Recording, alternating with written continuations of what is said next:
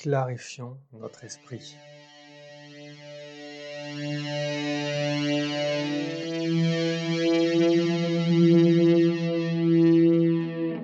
Bonjour à tous, bienvenue dans ce deuxième podcast de trading et psychologie. Je suis Martin. Aujourd'hui, on va dans ce deuxième podcast, donc j'en ai déjà fait un premier où je présente la psychologie du trading. Et là, en fait, pour ce deuxième podcast, je me suis dit que j'allais tenter quelque chose. Je suis en train de réfléchir à un prochain article qui me tient à cœur.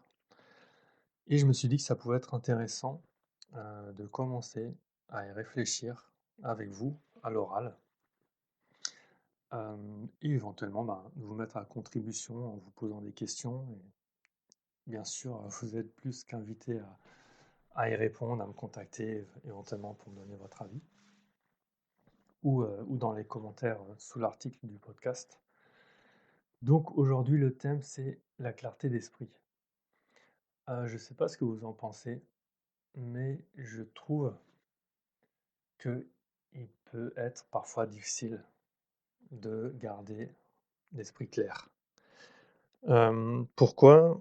Parce que, bon, c'est bien connu, hein, déjà, on a l'arme absolue pour créer la confusion en nous, c'est les stimulations incessantes des smartphones.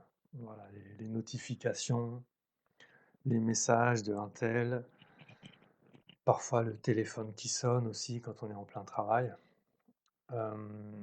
Alors on est content, hein, de parler à ces gens, d'avoir des communications.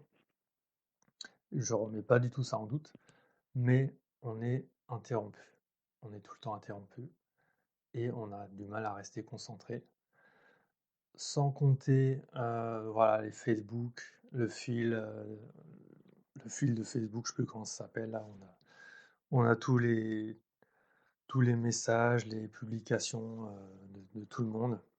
Et on peut regarder ça, mais pendant une éternité, pendant l'infini. C'est conçu pour. Je ne sais pas si quelqu'un parmi vous a déjà essayé de voir si ça s'arrêtait, mais je pense que ça s'arrête jamais. On pourrait regarder, peut-être, bon, peut-être pas pour l'infini, mais pendant des dizaines d'années avant d'arriver à la fin, j'imagine. Donc c'est presque effrayant.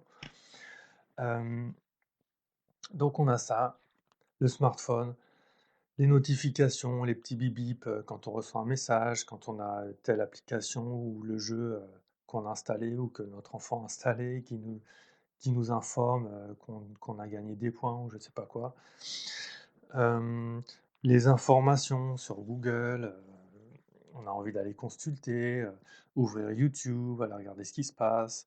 On va d'abord ouvrir l'explorateur d'Internet pour aller consulter quelque chose en particulier. Puis on est stimulé, mais de, comme dit, c'est de la folie, quoi. On est sollicité de partout. Ah tiens, viens par ici, donne-moi ton attention, viens regarder ça, ceci, cela. Tout Internet presque semble conçu pour nous lacérer nos capacités d'attention et de concentration, pour nous embrumer nos idées. À la fin, on ne sait même plus ce qu'on est venu faire, on ne sait même plus ce qu'on veut, qu'est-ce qu'on doit faire aujourd'hui, quel est notre objectif.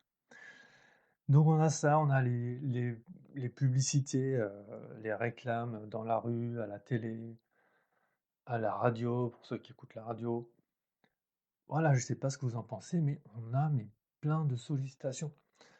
On a, même nous, au bout d'un moment, on a nos idées qui partent dans tous les sens. On pense à plein de choses. Quand on essaye de se concentrer sur quelque chose, finalement, voilà, une notification justement, je ne sais pas si vous l'avez entendu, qui vient de se mettre en route. Euh, un réveil en fait plutôt. Bon là au moins c'est moi qui l'avais planifié donc ça va. Et voilà donc bon, je pense que j'ai pas forcément besoin de développer plus. Vous m'avez compris. Donc en gros l'idée c'est que on a l'esprit complètement sollicité de partout par des milliers de choses. On ne sait plus à quoi penser, on n'arrive pas à rester concentré. Ah oui, dernière chose quand même, nos logements. On a tendance, on vit dans un monde voilà, où c'est bien d'acheter des choses, d'avoir une certaine aisance matérielle. Donc on a tendance à avoir beaucoup d'objets chez nous. Euh, donc ça, bah, ça nous rajoute encore une cause supplémentaire de confusion mentale, parce qu'on a tous ces objets qu'on voit partout, qui nous font penser à des choses. Il y a un blog pour ça qui est très intéressant, je vais vous le mettre en lien. C'est de Aurélie et Yuri, je crois, sur le minimalisme. Donc ils expliquent très bien tout ça. Le fait que chaque objet finalement qu'on voit, sur lequel nos yeux se posent, nous dit quelque chose, il nous parle. Donc en plus, des notifications, des messages qu'on a à droite à gauche, des gens qui nous parlent, des réclames, on a en plus les objets qui nous parlent. Donc comment voulez-vous qu'on s'en sorte? Bon, vous avez compris que c'est un thème qui me tient à cœur et que je trouve très important. J'aimerais bien savoir si c'est le cas pour vous aussi et éventuellement, bah, comment vous le vivez et si vous avez des techniques pour vous en libérer. Donc justement, à propos des techniques pour s'en libérer, je vais vous, dire mon avis à ce niveau-là, ce que je pense faire. Donc déjà, première chose indispensable et j'ai vu, il y a beaucoup d'influenceurs, hein, de coachs qui imposent, j'allais dire, cette résolution, c'est de complètement désactiver, toutes les notifications, sonores du smartphone. Parce qu'effectivement, ben, c'est pas possible. On ne peut pas être interrompu dès que quelqu'un nous écrit ou que je ne sais quel logiciel, décide, de nous faire signe, enfin application plutôt. Donc première chose, voilà, on désactive ça. Deuxième chose, j'allais dire, vous savez toutes ces vérifications compulsives qu'on fait quand on va checker, voilà, même s'il y a pas les notifications, on a envie d'aller voir, Messenger si quelqu'un nous a écrit, aller consulter nos emails, aller regarder, les actualités, aller traîner un peu sur YouTube. Tous ces gestes-là, je ne sais pas si vous êtes amusé à calculer, à voir combien de temps vous passez à faire ça, à quel point ça nous interrompt dans nos pensées, dans notre concentration et ça nous pollue encore un peu plus l'esprit. Donc, voilà, 2e chose importante, je pense, on se fixe éventuellement chaque jour, chaque demi-journée, à voir. Il faut y aller peut-être progressivement, je vais y réfléchir, mais il faut se fixer des moments précis pour consulter tout ça. En attendant, bah, si on a des idées, si on pense, tiens, il faut que j'aille voir ceci, il faut que j'aille voir si je trouve une vidéo sur YouTube, il faut que j'aille me renseigner sur telle actualité, ben, on le note. On le note sur un papier dans un agenda. Et ben, au moment autorisé pour aller consulter les sites ou les applications en question, on reprend les notes et on consulte ce qu'on voulait consulter. Donc ça, c'est la 2e chose. 3e chose, mmh, savoir ce qu'on veut faire en fait, mettre de l'ordre dans nos idées.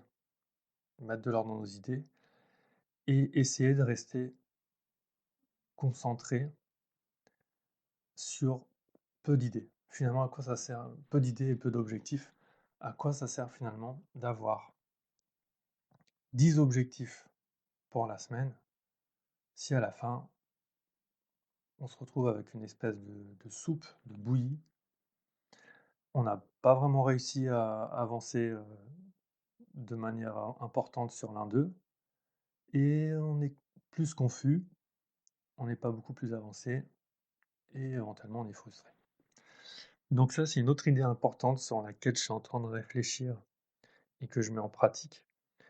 C'est ben voilà, se dire: «OK, j'ai 10 objectifs que j'aimerais atteindre, mais je fais le sacrifice provisoire de me concentrer cette semaine sur un, 2, 3 objectifs à voir».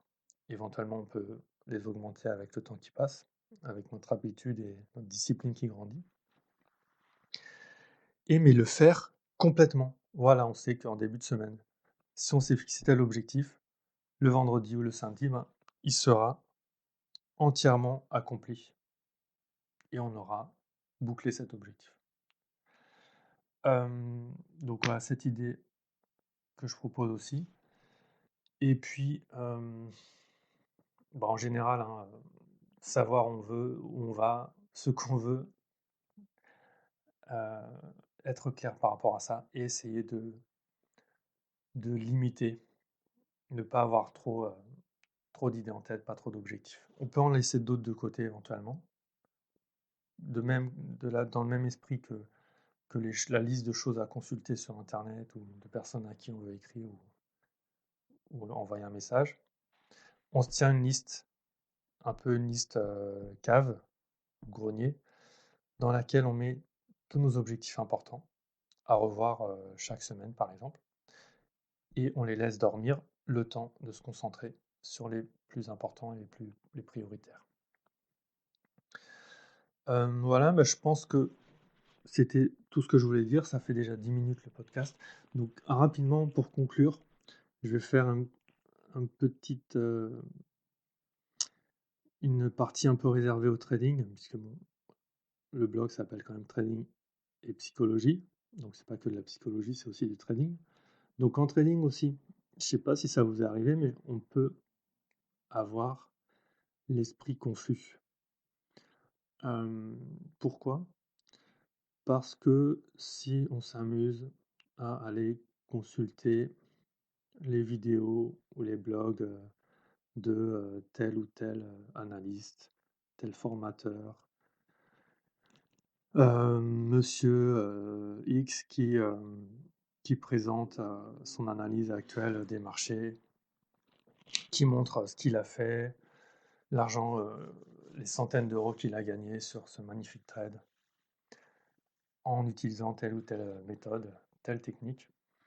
Mais je sais pas vous, mais moi, bon, j'apprécie, hein, il y a beaucoup de ces personnes qui font un travail de grande qualité et je les en remercie.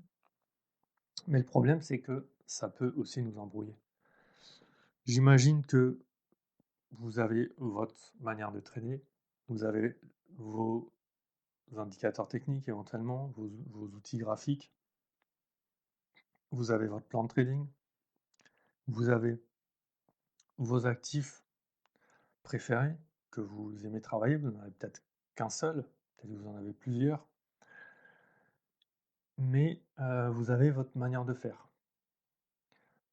Et en allant voir tout ce que font ces autres traders, je pense que ça nous rajoute de la confusion mentale. Donc il y a un intérêt pédagogique, c'est intéressant, surtout au tout début, de voir ce que font les autres, d'apprendre, de pouvoir les imiter au moins au début pour se développer. Alors, je reviendrai sur cette question une autre fois, peut-être dans quelle mesure est-ce qu'on peut continuer avec le temps qui passe à étudier d'autres traders et dans quel ordre de grandeur. Mais voilà, je pense que particulièrement dans des moments où on peut sentir une confusion mentale plus importante et d'une manière générale, je pense qu'il faut faire attention avec ça et rester modéré.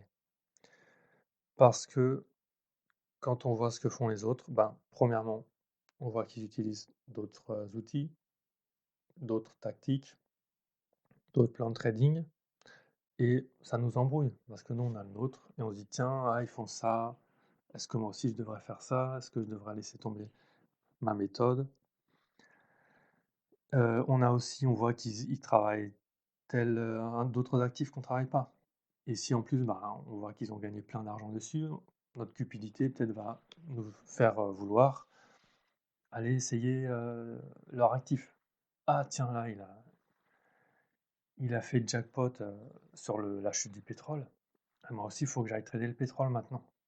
Ah je faisais que, l'euro-dollar par exemple ou je travaillais que, le forex ou ou tel indice. Il faut que j'aille maintenant à tout prix sur le pétrole parce qu'apparemment il a fait plein d'argent et je vais rajouter ça à mes actifs. Ou alors, tiens, ah là, lui il trade ce même actif que moi et lui il a réussi à faire un super bon trade. Moi j'ai même pas gagné, j'ai même perdu. Ah, qu'est-ce qui se passe? Qu'est-ce que j'ai mal fait? J'ai fait n'importe quoi?